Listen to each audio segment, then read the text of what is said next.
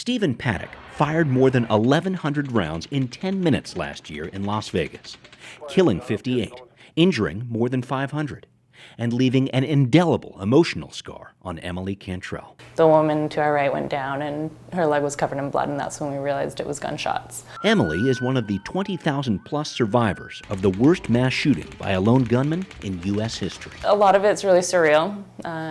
Lots of survivor's guilt. We don't understand why we survived it. During the shooting, she was separated from her fiancé for hours. But afterwards, when they reunited, she continued to struggle with severe anxiety.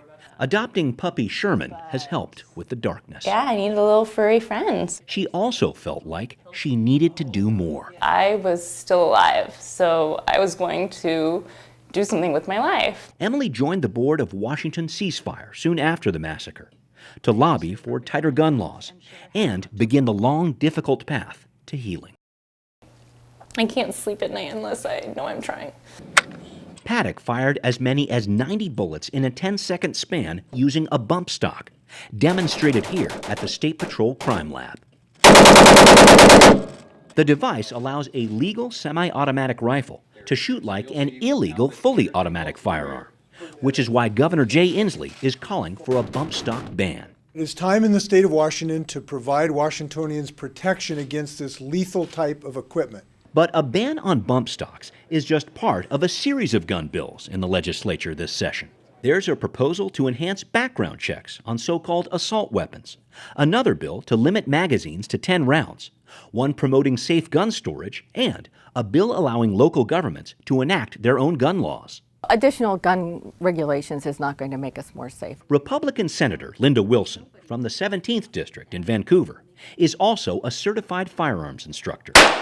I think that what we need to do is get more education. Wilson says she's torn on the bump stock ban.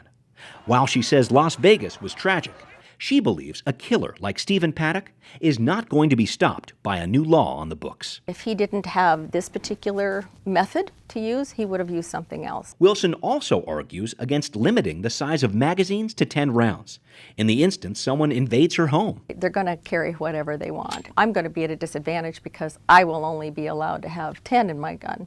Wilson says her safety could also be compromised with the new gun storage bill, which, along with the other proposals, as she puts it, simply acts as a restriction on law-abiding citizens. We can't regulate common sense. There's so many people that are writing these bills that just don't understand firearms. I hope that we can actually get into what makes sense. Democratic Senator Rebecca Saldana says she understands very well the impact firearms can have after a series of shootings in her district in South Seattle last year. This is crazy that our local jurisdictions can't do something about it. She supports her party's push for stronger gun laws and has co-sponsored the bill to overturn a long-standing state ban and allow cities and counties to enact their own gun regulations. Seattle should have the authority to limit guns in certain public spaces. Saldana says Seattle police and other agencies are telling her stronger local gun laws, especially in urban areas, could give officers some extra tools when dealing with criminal situations. And I think it makes it easier and safer for our law enforcement to do their jobs. Saldana says overall, enacting tougher gun laws is not an attack on gun owners, but a way to support a message of safety in the face of gun violence. That is, really the only way that then education and training can have an actual fighting chance of making a difference in the culture. I don't see a benefit to it. Brett Bass teaches marksmanship at the Bellevue Gun Club and has testified against many of the gun measures proposed in Olympia, including enhanced background checks on what lawmakers call assault weapons. There is no technical definition.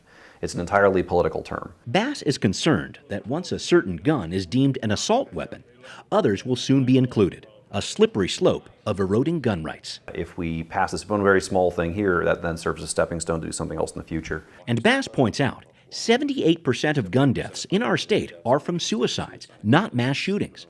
And even in criminal situations, handguns are used far more often than rifles.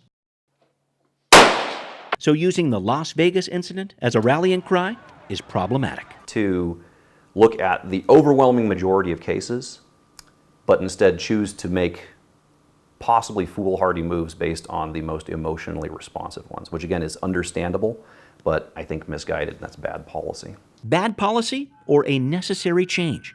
Both sides are taking aim. We are not trying to ban guns. We're trying to keep them in the right hands. If we go and just attack these one at a time, we're going to be without any rights at all.